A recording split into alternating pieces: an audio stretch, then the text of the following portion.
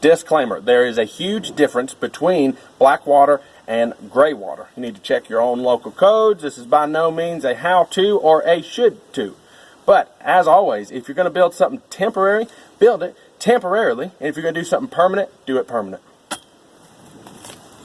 Welcome back to Steep in the Woods. I'm Josh. If you're new to the channel, a big warm welcome. And if you're a tough old root, then welcome back. Today is about installing a temporary gray water system. If you've been along for the project for any length of time, you'll understand that this is kind of on a shoestring budget here. And while we do have a septic, and that is the overall goal, we don't have the means to connect to it right now. As always, if something is temporary, do it temporarily. And if something's permanent, do it permanent.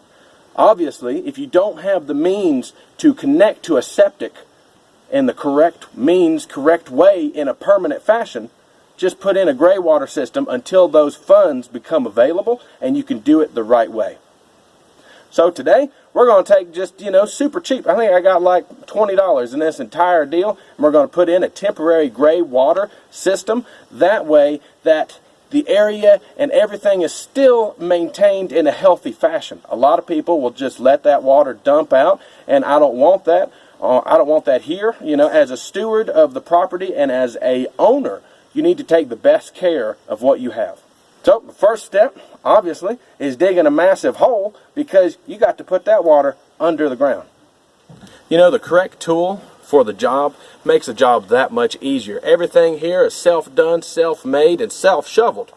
So, broke out the nice one. The king of spades is a must if you can afford it. Someone was kind enough to send this to me, and I love it. It's an amazing thing. So, let's dig this massive hole.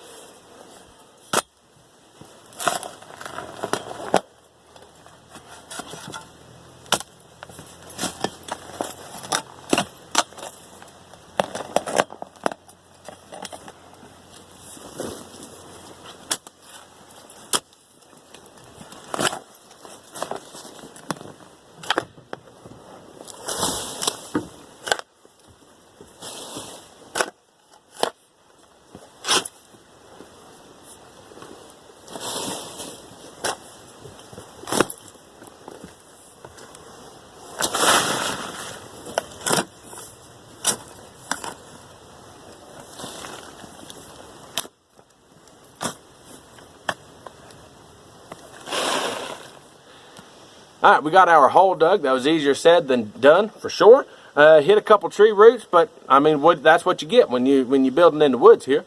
The next step is to take our bucket and put it in the hole. This is exactly like a normal septic. When I paid all this money for this septic, and the dude put it in, the thing that surprised me the most was there is no pumps, there's no filters, there's no UV lights, there's nothing. It's a barrel with a connection to like empty spaces under the ground. That's all it is a man-made cave that liquid flows through. That's it. So that's what we're recreating here. This is just gray water. I would not do this for black water. If you have a running toilet, this is not the system for you. But if you're just trying to get it connected to your sink, this is perfect. If you use a compost toilet or an outhouse, or like us, we have a camping toilet that we can shuttle to our septic, so the septic will be used for our what limited amount of black water we do have. So this is exactly what I would tell you to do if you're in either our situation where you can't connect to your septic correctly. Don't halvesy that task. You need to do that right, because you don't want to dig it back up and fool with that mess a second time. So just go ahead and do this. The whole system cost me like $20. And I mean, the hardest part is digging the hole. Now it's going to go quick.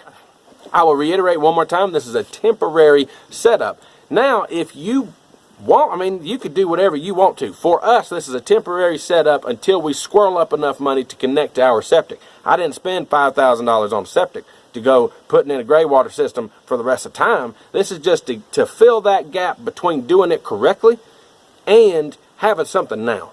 So this is your now.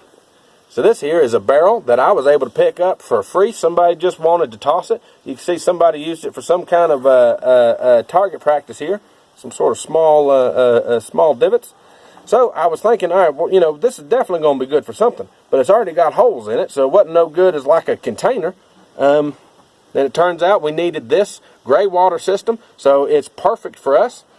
What I did was I cut off the bottom, and I went ahead and drilled a couple more bigger holes in it. You don't have to go with the bigger holes. That doesn't really matter. If you're doing a single sink system like we are, just having the bottom cut will be plenty. Another thing I really liked about this one is that it's got these two openings here. This one is perfect for a 2-inch pipe to be inserted on it, and this one right here will end up being our little vent. So that was perfect. Also like that it has handles on it, because like I say, it's temporary. When we get connected to the septic, all I got to do is push a little bit of dirt, you know, away, grab these two handles, pull the sucker out, replace the dirt. Ain't nothing going in this gray water system that ain't perfectly fine to be buried. We use the Castle soap. Celia's real big on organic soaps. You know, it's just washing hands and dirt. There ain't no weirdness going on here, so it ain't going to do nothing but help the soil later. So either way, that is the bucket, Fancy Pants McFance bucket here. And dug a hole in which it fits. Now you insert it and fill it with some rocks, man. Just like that. Push them down a little bit. And now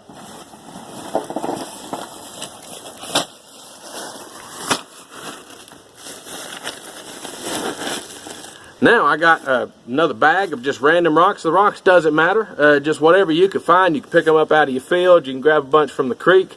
This is just some big rock that I had used to try to do our driveway with. I didn't pan out, so just grab me a little bag of it, and hey, just fish them down there. If you don't put rocks in it, what'll happen is the clay will form almost like a tile. It'll get wet, and when it dries, there'll be this crusty layer. So the rocks is there to keep that crust from forming. It actually keeps the clay at the bottom of the rocks constantly somewhat moist. Even if you don't use the system for an extended period of time, you won't get that dried out clay. It's a yellow jacket. Yeah.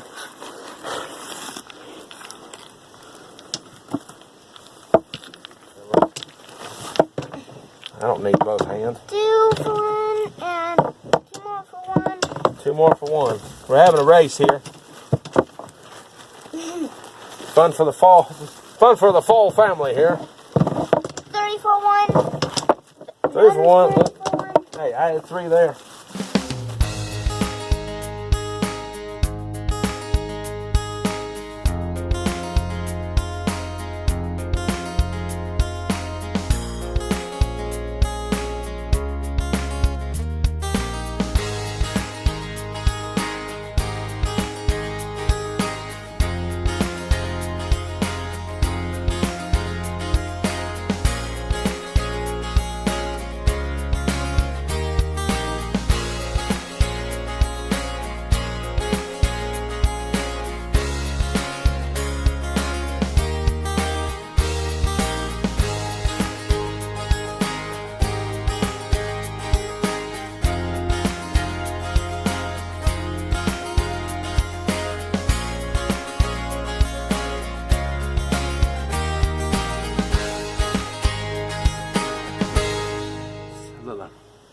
The next step is doing our little vent. Redneck vent doesn't have to be much, but I want it to be somewhat vented.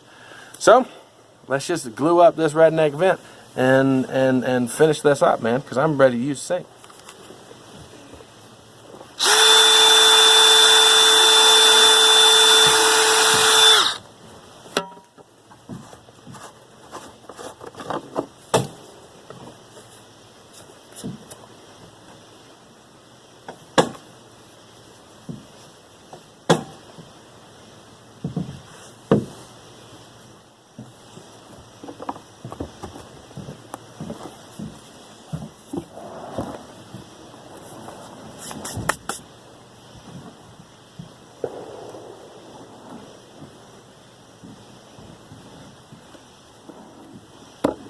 Come on.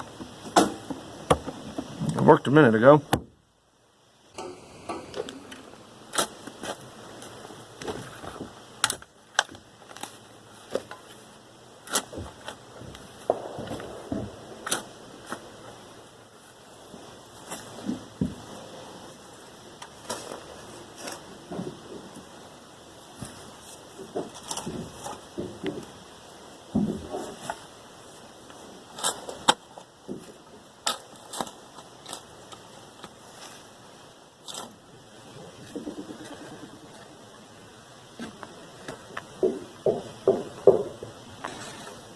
It is that easy and that simple. There's nothing to it. Don't make it over complicated. Just do the thing if it's a temporary system. Now, if you were going to use this as a long-term system, say you really had a thing for outhouses or compost toilets or whatever, you might want to take it to a slightly higher level. But for us, it's just something to bridge the gap between not having the ability to connect to our septic right now in a way that I'm happy with, and still being able to be able to use something, to use the sink now. If you like what you saw, hit that button. New to the channel, hit that other button. If you want to help support the project, there are links below. Until next time, here, Steve in the Woods.